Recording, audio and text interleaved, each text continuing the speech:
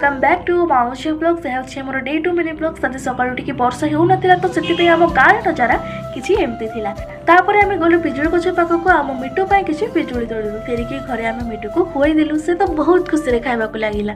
आज हम टिफिन रे थिला गरमा गरम चा सहित मम्मी सकाळु सकाळु बनई थिले घी रोटी कारण आज होती संक्रांति आम घरे ए दिन तेल बदल पूरा घी रे तैयारी जिनिस ही खाइबार नियम अछि।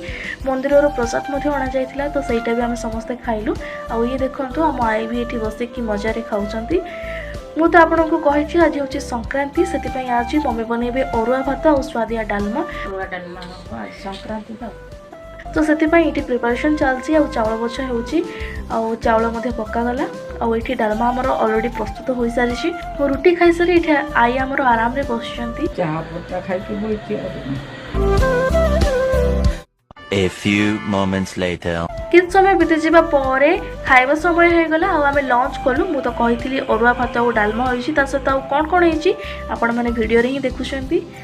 तो ये सब खाई सारिया परे आमे दिन सारा आउ किछि खाइ नथिलु आ राति रे डिनर रे आमे खाइलु परोटा सहित खांटी घी रे प्रस्तुत होइतिबा आलू भजा। एमिति ही आम दिनटी शेष हो गला। जदि आपनको आमर छोटी सी प्रयास छोटी सी मिनी ब्लॉग आपको पसंद आसिला तो वीडियो को निश्चित भाव में लाइक करंतु आ आम चैनल को सब्सक्राइब करी सपोर्ट करंतु।